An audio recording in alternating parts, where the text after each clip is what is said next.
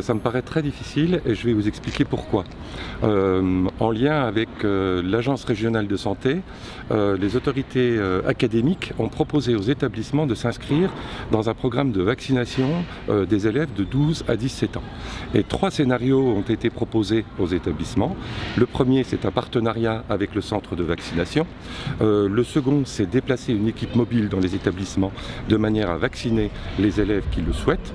Et ensuite, la troisième option consistait à amener les élèves vers un centre de vaccination. Dans ces 3 cas, les établissements informent les parents et sollicitent naturellement une autorisation parentale obligatoirement.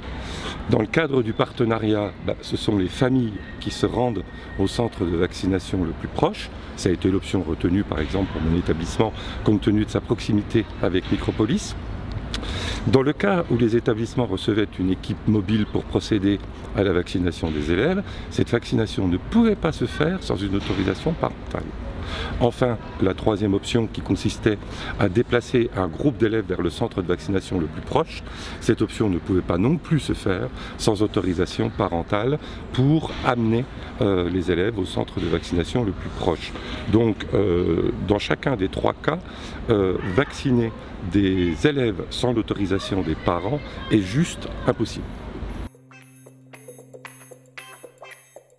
Aucun établissement n'est en mesure de demander le pass sanitaire aux élèves. Les consignes ministérielles en la matière sont très claires. Toutes les activités qui sont menées dans le cadre des activités scolaires le sont sans que les élèves fournissent un pass sanitaire.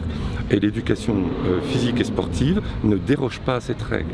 Le sport au collège est un enseignement important et naturellement les activités sportives organisées dans le cadre des emplois du temps sont proposées à tous les élèves sans que les professeurs, en l'occurrence, sachent si les élèves sont vaccinés ou non.